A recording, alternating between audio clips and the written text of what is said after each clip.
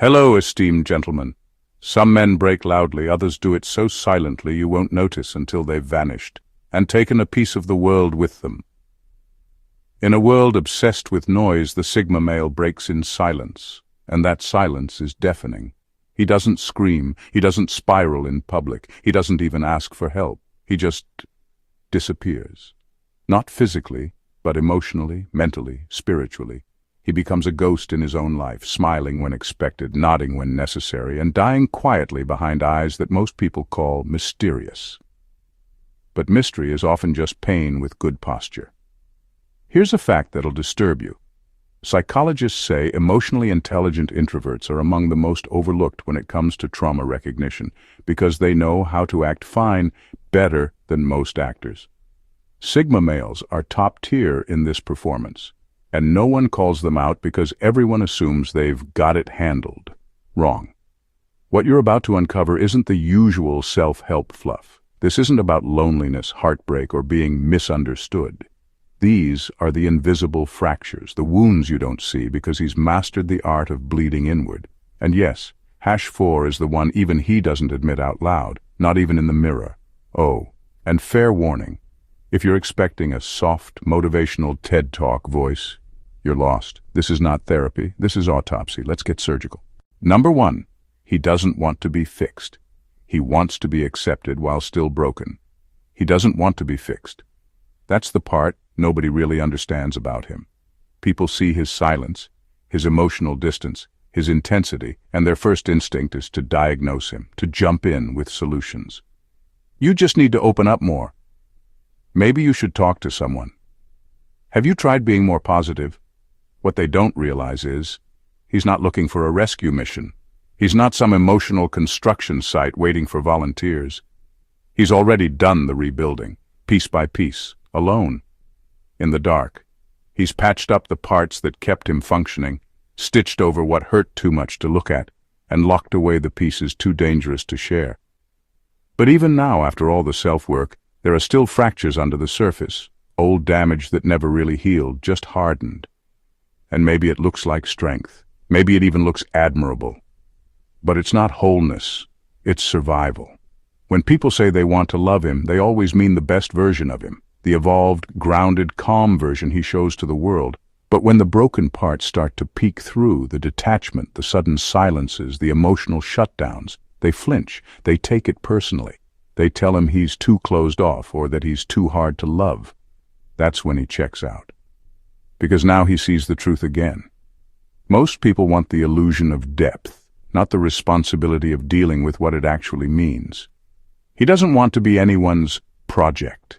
He doesn't want someone to come into his life with tools and intentions, trying to paint over his cracks like they're flaws.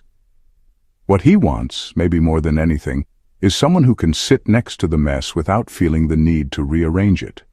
Someone who doesn't flinch when his guard drops, who doesn't panic when he's not smiling. He doesn't need to be healed.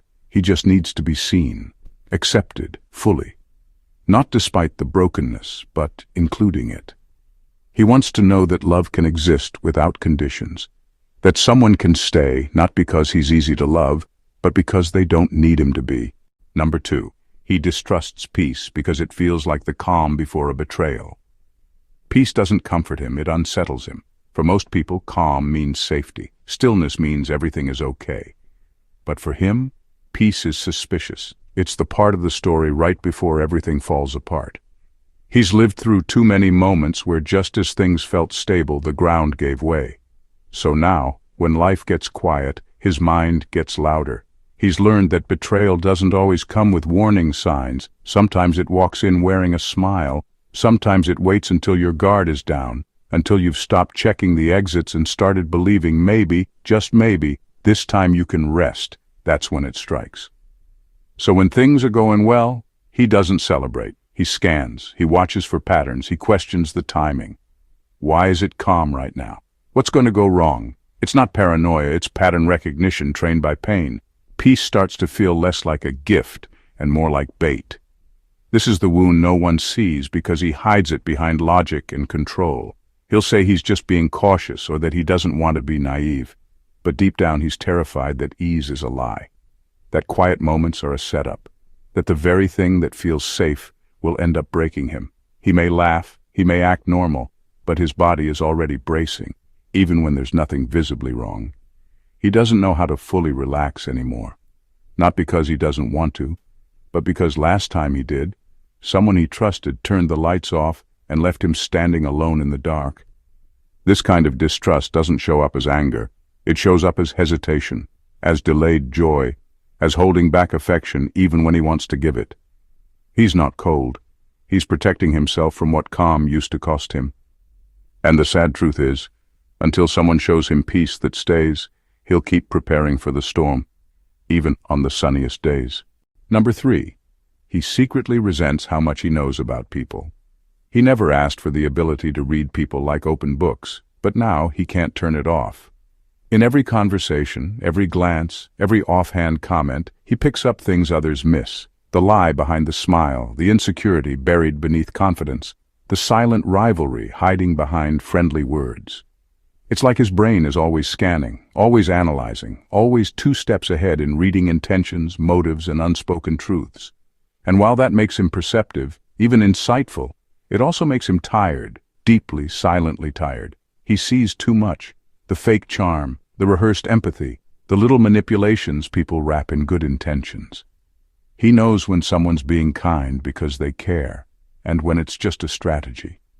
He can tell when someone's saying, "I'm fine," and drowning inside.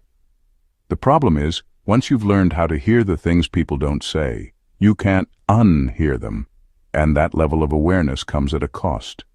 He walks through life constantly decoding others, but no one ever really decodes him, and it's lonely. Not because he wants to be admired for his intuition, but because he's tired of relationships feeling like puzzles he has to solve. He's tired of filtering through the noise to find the truth. He's tired of being right about people, and disappointed every time he is. What he secretly craves is simplicity. Not because he's simple, but because he's exhausted. He wants to meet someone who says what they mean and means what they say. Someone who doesn't hide their need behind pride, their jealousy behind praise, or their intentions behind performance. He wants raw, real, unfiltered. Not perfect, just honest. But people like that are rare. So he keeps scanning, keeps protecting himself with distance, keeps reading between the lines, even when he wishes there were no lines at all. And the saddest part, most people will never know that behind his sharp intuition is a man silently begging, "Please don't make me figure you out. Just be real with me." Number 4, he feels romantic attraction as a threat to his freedom. Romantic attraction doesn't excite him the way it used to. It rattles him. Even when the connection feels real, even when the person seems genuine, a quiet alarm starts ringing in the back of his mind. He doesn't show it, but he feels it. A subtle tension that creeps in the moment feelings get too close. To him, love doesn't just mean closeness. It means exposure, vulnerability, accountability, and worst of all, the possibility of losing his freedom. Not physically, but mentally, emotionally, psychologically. Love has strings, even the invisible kind. And in his experience, those strings have a way of tightening over time, slowly turning affection into expectation and warmth into weight. So when someone shows real interest in him, he starts analyzing.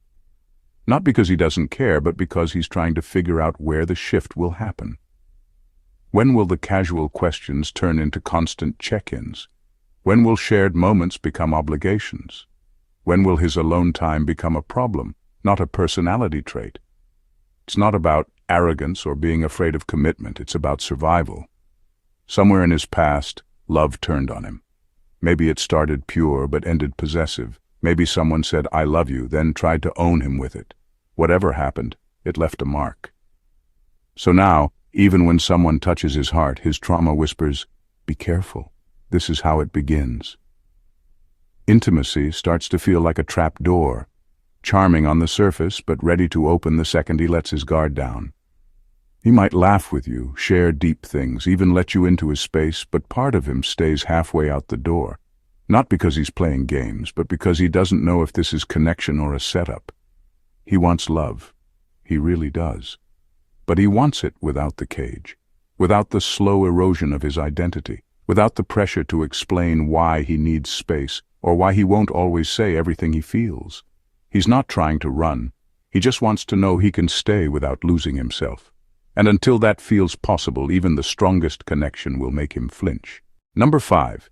He feels guilt for being unreachable, even though he needs to be. He knows he's hard to reach. He knows people feel shut out, confused, even hurt by his emotional distance. And he hates that. It bothers him more than anyone realizes. But what most don't understand is that being distant isn't about arrogance or apathy. It's about survival. There's a reason the door to his inner world is locked. It's not pride, it's protection. Every time he's opened up in the past, it hasn't just cost him peace. It's left scars. The wrong person with the right access can do permanent damage, and he's lived that. He's trusted people who turned his vulnerability into leverage. He's been open, only to watch someone twist his honesty into ammunition. So now he keeps the gate shut. Not because he doesn't feel, but because he feels too deeply. And yet, even with that knowledge, he carries guilt. He sees how people try to connect with him and end up frustrated. He notices when someone gives up, when someone says, "You're too closed off," or "I never know what you're really thinking." He hears it all, and he internalizes it. Not because he thinks they're wrong, but because part of him agrees. He wishes he could let people in more easily. He wishes he could trust without hesitation. But he's wired himself to survive, not to be understood. So he lives in this strange contradiction, craving connection but fearing the cost, wanting to be known but terrified of what knowing him might do to both him and the person trying. This isn't about drama. It's not about playing the tortured soul. It's about walking through life with the constant weight of knowing your own emotional boundaries are misunderstood and having no way to explain them without sounding cold. He stays behind the walls not because he wants to be alone, but because he's not sure if anyone's willing to meet him where he is without demanding he change. So he carries the guilt in silence, not because he's unreachable, but because getting too close has always come with a price he's no longer willing to pay. Number 6. He doesn't cry, he dissociates. He doesn't cry. Not because he doesn't feel, but because somewhere along the line his mind rewired itself to protect him differently. When pain hits, his body doesn't release, it retreats. Instead of tears, there's a sudden stillness. A disconnect. His face goes neutral, his voice flattens, and inside it's like a switch flips. He's there, but not really. This isn't strength, it's survival. It's what happens when you've spent too long being told, "Man up, don't be weak," or "Stop overreacting." After a while, his system stopped trying to express pain and just started shutting down. It's not because he wants to be numb. It's because feeling everything at full volume would drown him. So he learned how to mute the signal, not control it, cut it off entirely. In moments where most people would break down, he vanishes, mentally, emotionally, spiritually. He becomes this quiet shell of himself, not dramatic, not violent, just gone. You could be talking to him and he'll nod, maybe even smile politely, but he's not in the room anymore. His thoughts are miles away, staring at nothing, floating in a fog that keeps him from falling apart. And it's scary, even for him. Because while crying is human and cathartic, dissociation feels like decay in slow motion. It's losing touch with yourself in real time. It's watching people care, watching life move, and feeling like you're behind a pane of glass, untouchable, unreachable, frozen. People don't notice it right away because it doesn't look like a breakdown. There's no shouting, no tears, no meltdown. But it's more dangerous than any outburst, because the damage isn't loud, it's silent. And silence is harder to heal. What most won't realize is this: dissociation isn't his coping mechanism by choice. It's a trauma reflex. It's the body's way of saying, "This is too much, so we're checking out now." And the longer he goes without being able to truly feel without fear, the more he detaches, not just from others, but from himself. He doesn't cry because crying requires trust. And trust, for him, is a door that doesn't open easily, especially when the world has shown him that vulnerability comes with a price he's no longer willing to pay. Number 7.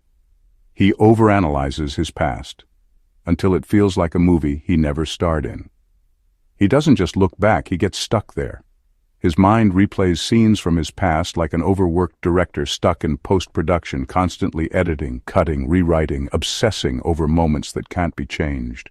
conversations, missed signs, words he wishes he hadn't said, or worse, the ones he never had the courage to say at all. He thinks about the people he let in, the ones he pushed away, the trust he gave too quickly, and the loyalty he withheld too long. Every moment becomes a decision to dissect. Every silence becomes a sentence he should have spoken. It's not just memory, it's mental time travel. But the catch is, he never arrives anywhere new, he just loops. And what makes it more brutal is how detached it all starts to feel, like the past is a movie he watched too many times. He remembers the pain, the joy, the betrayal, but it doesn't feel like his life anymore. It's like watching someone who looked like him, sounded like him, but didn't have the knowledge he has now. And the regret hits twice as hard because he knows better now, but he can't do anything about then. This isn't harmless overthinking. This is self-interrogation at a forensic level. He scrutinizes every version of himself, trying to figure out where things went wrong, who he could have been if he'd acted sooner, left earlier, stayed longer, or just been a little more awake in the moments that mattered. It becomes a loop he can't break. And the irony?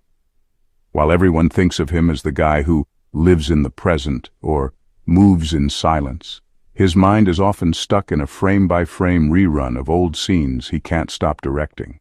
Not because he loves the past, but because part of him still believes that if he understands it deeply enough, he might finally make peace with it. But peace doesn't come from perfect edits, and he knows that.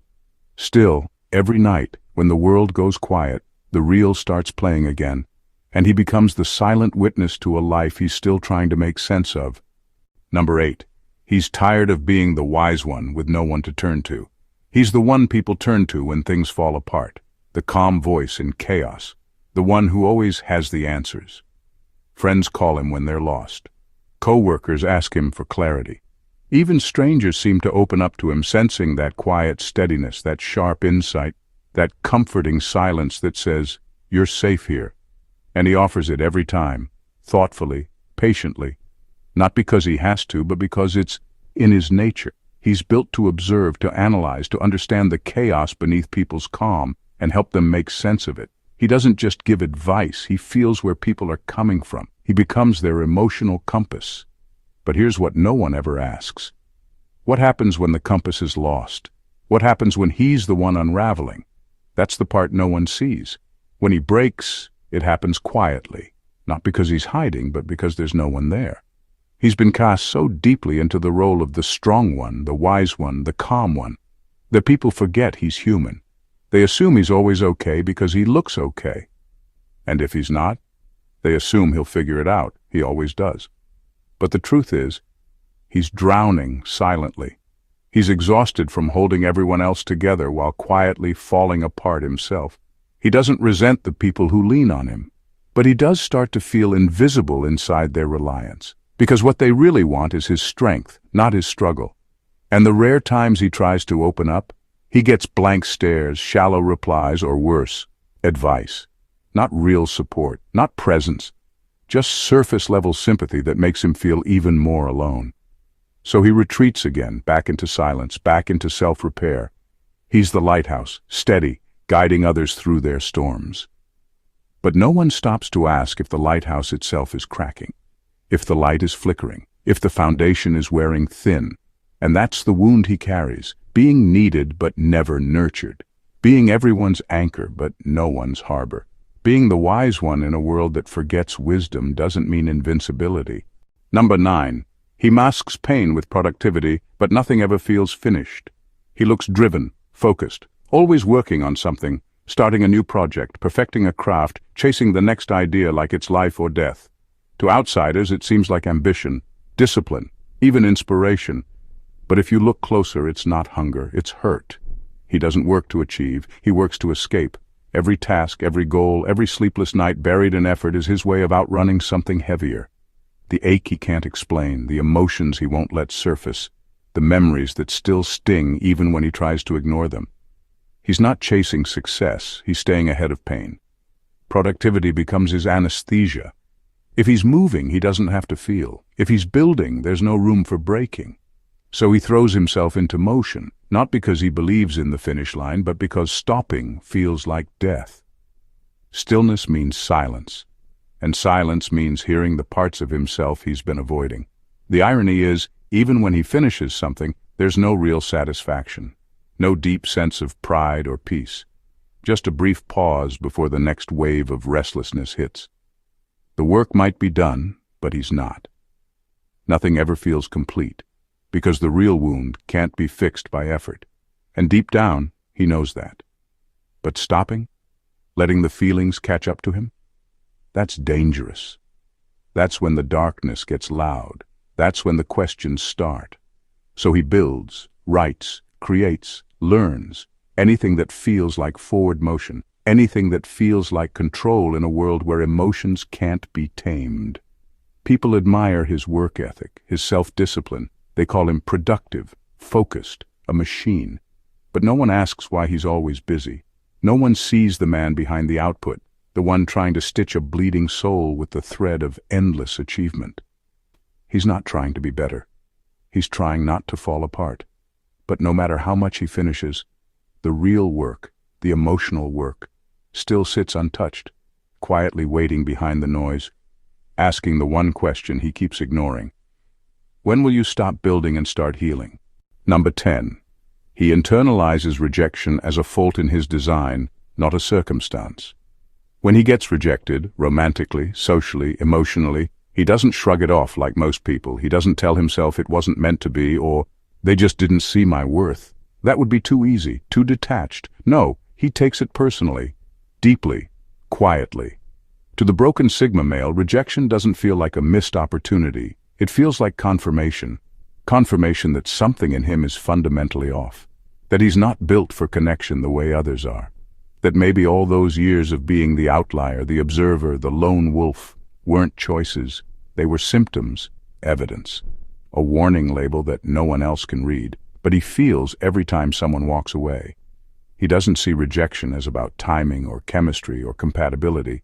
He sees it as a diagnosis, a red stamp on his soul that says, not suitable for love. And because he's already hyper-aware, already analytical, already a chronic overthinker, he starts going over every interaction like it's a crime scene. What did I say wrong? Was I too distant, too intense, too much of myself? Or worse, not enough? This self-analysis doesn't lead to healing, it leads to quiet self-sabotage. He begins withdrawing even more. He tells himself he's better off alone, but deep down, he doesn't believe that. It's just the safest narrative to live in when the alternative is feeling like he's inherently unlovable. People around him might try to reassure him, you're just unique. You haven't met the right person yet, or don't change for anyone. But those words bounce off him because his wound isn't surface level. It's built into the foundation. It's not that he doubts his value, it's that he doubts his fit. Like he was made for a different world, one where connection doesn't require shape-shifting or self-erasure. And so rejection doesn't just sting, it corrodes. It doesn't just bruise his ego, it rewires his internal map of belonging.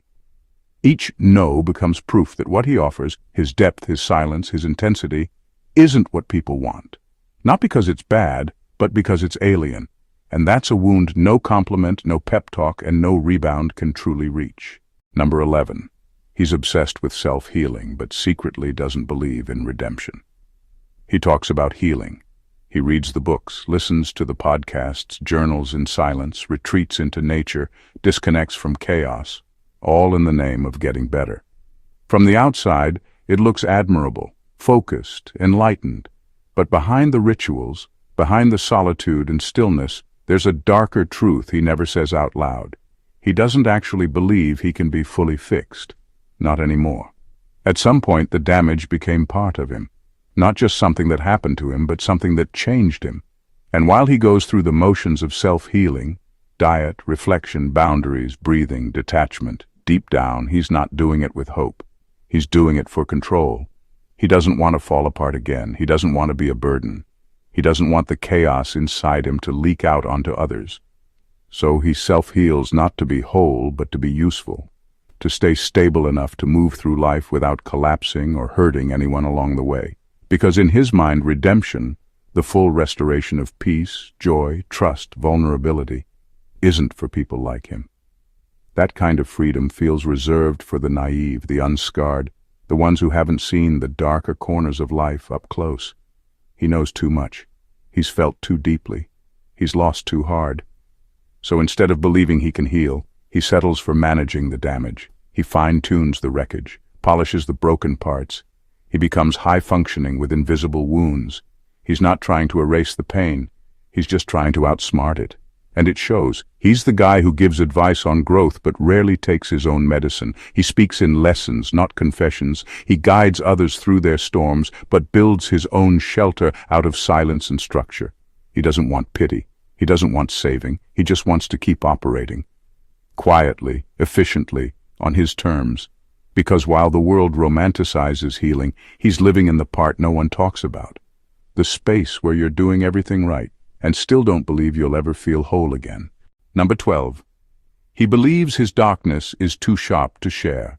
He doesn't hide his darkness out of shame. He hides it out of mercy.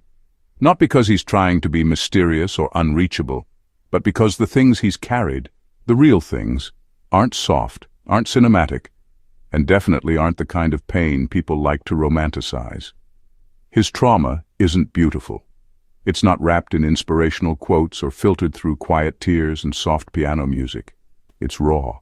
It's violent. It's full of moments that still make his stomach twist when he thinks too long. He's not afraid people will judge him for his past. He's afraid they'll see it and freeze. Not because they're cruel, but because some truths are too heavy to hold when you haven't lived them.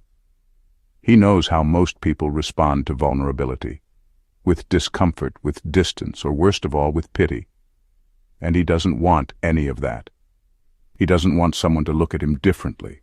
He doesn't want soft eyes and careful words. He doesn't want someone trying to fix him, or worse, trying to save him, because what lives inside him isn't a story. It's a scar that still burns. It's not just the things that happened to him, it's what those things made of him. The instincts he developed, the walls he built, the silence he weaponized. And even though he's learned how to function, how to succeed, how to blend in, he still believes that if someone truly saw everything, they'd walk away. And honestly, he wouldn't blame them. So he keeps it hidden. He smiles when he has to. He shows just enough of his depth to be real, but never enough to scare anyone. Because the truth is, he's not protecting himself from rejection.